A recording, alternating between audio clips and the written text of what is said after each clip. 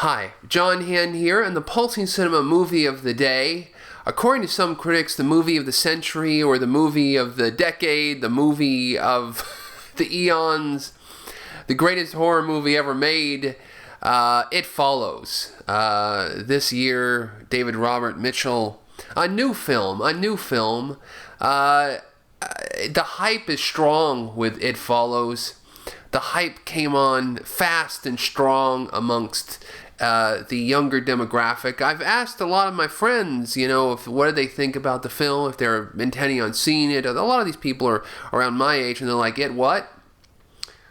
They have no idea. The horror fans that I know that don't really keep up with this type of thing have no idea what It Follows. It Follows had some very successful festival engagements, a lot of television coverage, television spots out the yin yang, and so this is the new hip hop horror film to see.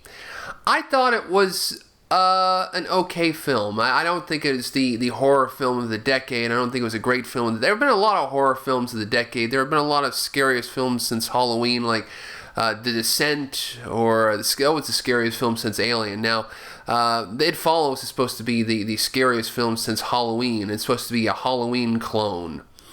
I fail to see the resemblance to Halloween very much. There is a synthesizer score, which toward the end the main theme is kind of melodic, but for the most part the synthesizer soundtrack to me has more of a resemblance to Tangerine Dream and Vangelis and Harold Faltermeyer.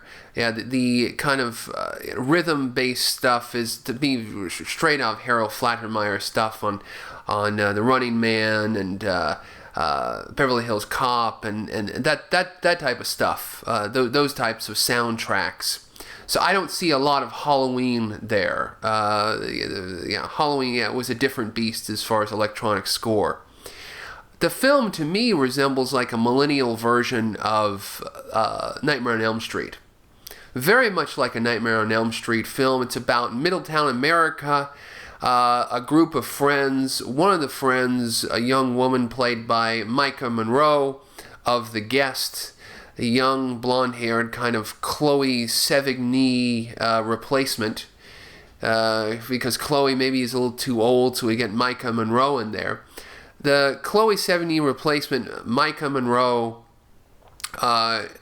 has sex with her boyfriend, her young new boyfriend from out of town, just moved in, and she contracts a sexually transmitted curse, a sexually transmitted demon, this shape-shifting kind of demon who follows her around, who walks, and if she's caught by the demon, she gets killed, and then the chain the curse, the demon goes back to this guy. So she has to both her and her little circle of friends there have to fight and find a way around this and sleep their way to to escaping this sexually transmitted demon.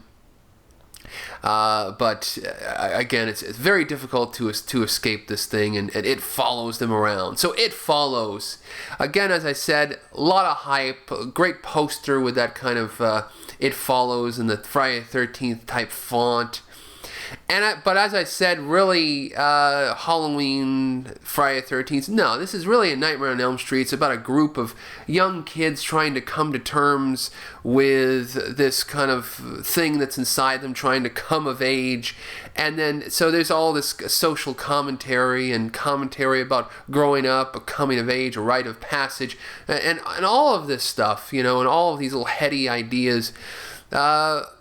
Done in a way I don't think is as good as the way Wes Craven handled it in his 80s film, his 80s teen horror films. And I have to credit the director, David Robert Mitchell, in that, unlike 80s horror films, the teenagers in It Follows really look like teenagers. I mean, they really look like young people, young folks. It's not like the cast of Nightmare on Elm Street where everybody looked like they were like a 35-year-old high school student.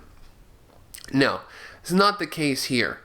And I mean, there is a lot of interesting stuff in It Follows. There's this, the sexual danger of this curse, and the allusions to a sexually transmitted disease, and all of this stuff, and the fact that the monster seems to kind of manifest itself in these kind of sexually terrifying ways. There's one way it often these half-nude caricatures of people who can attack you, and then the one person that we see that is attacked seems to have the monster seems to have this kind of sexual intercourse with him, and the monster looks like his mother, which is very kind of so there's all of these kind of bubbling ideas of incest and the sexual terror and all of this very, very heady stuff kind of in this mix. The film looks beautiful, shot beautiful, a film kind of that is set in the kind of the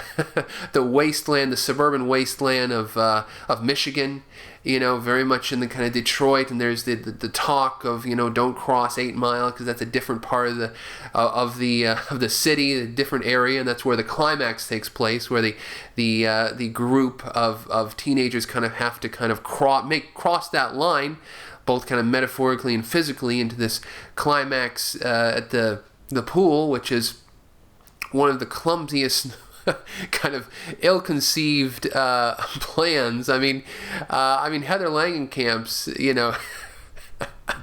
Heather Langenkamp's plan to trap Freddy Krueger at the end of Nightmare on Elm Street seems like a stroke of genius compared to these kids. These kids, they can't figure it out at all. If it's not on the internet, if it's not, it's not on their fucking cell phone, they can't get it.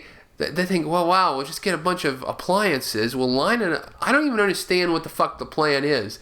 We'll line up a bunch of appliances around a pool, and then we'll just get in the pool because there's all this kind of symbiotic symbolism of the water and birth and death and this kind of transformative power of water. Yeah, I mean, it just gets way, way too out there. The film looks beautiful, of course.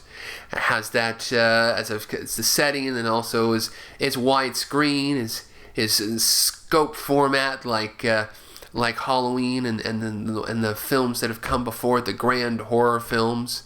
And Maika Monroe, she was good in The Guest. She didn't really have a lot to do in The Guest. In this film, she's kind of at the front, and she's like an ambient performer.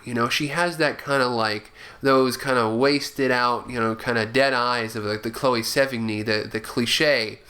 But she is an interesting performer. She just has that kind of ambient kind of